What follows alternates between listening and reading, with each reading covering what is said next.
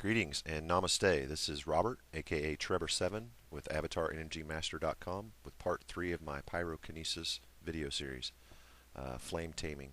What I've done here is I put the highlights at the beginning. I realize some of you don't have the time, desire, or patience to watch an entire 5-minute video. So this is Suppression, making the flame dimmer. And then we have some bending, where I'll be moving the flame to the left and to the right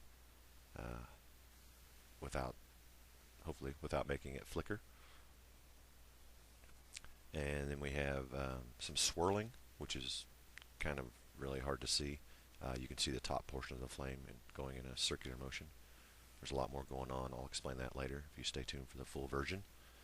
And this is strobing, which is similar to the pulsing.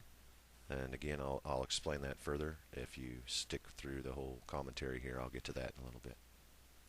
Alright, so this is the full demonstration from top to bottom. And I've included the setup on this one. I know a lot of people, or some people, assume there's some trickery going on using some special kind of candles, but I'm not. These are all just regular. Those are tea light candles I got from Dollar General, and that's a smoke odor candle I got from the Smoke Shack. And that, of course, is just a salt, it's like a salt lamp candle holder thing there. I flipped over to put the tea light on. All right, so let's get fired up. All right, that's it. No funny business. Turn the lights off, put the speed back to normal. We're starting off with suppression, and this is funny. I've messed around with this for almost 3 or 4 weeks now, and what I've found that works best is after you acquire empathy with a flame, you can apply just a little bit of emotion. And the emotion I use for suppression is sadness. So I just kind of try to think of sad, depressing things, and the flame kind of loses its gusto. Okay, this is bending. And again, it is a lot different than with the telekinesis, because if you go applying pushes and pulls and turns, the flame starts flickering and bashing all over the place. So what this is pure empathy, and then I'm just using kind of an internal leaning feeling. Kind of if you've ever done the spirit hand thing, kind of like that, where you move but don't move. That type of thing, just kind of make the internal gesture of leaning left and leaning right. And that seems to work to a certain degree. It's hard to hold a flame in one position. Swirling. Now this is tricky. If you could see what I see, it's a lot more impressive. The flame's kind of built up in 3 different sections, kind of the blue, the orange, and the yellow. But what happens is the blue kind of turns to a vortex, similar to when you stir a glass of water.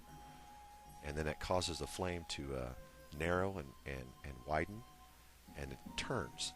And from the inside, you can kind of see it like a vortex, like a swirling motion. Now the portion that you can see from this angle is just the top of the flame, which is just kind of the backlash of this swirling that's going on underneath. I really need to get a better camera and a better view on this so you guys can see what I'm seeing. It's a little more impressive. But you can see the swirling circular motion from the tip of the candle, and that's basically what I'm doing. And I'm using the same technique as I use on bending. I'm just kind of using an internal swirling motion. I'm making up my terminology as I go along, guys. I couldn't find any sources on this. Nobody really actually explaining or breaking it down, telling you how to do it or what you're doing. And this is strobing. Again, like it's similar to the pulsing, which I was doing in one of my videos, where I attach it to the tops and the bottoms of my breath. This is completely different. I'm using the center of my breath and trying not to use my breath to attach to the flame at all. What I'm doing is acquiring empathy, kind of like I did with the suppression, except the emotion I'm using is anger. And it seems to work. You get a little mad at that flame and it starts to shiver a little bit. And the more intense the feeling is, the more intense the flashing is, and the faster it gets.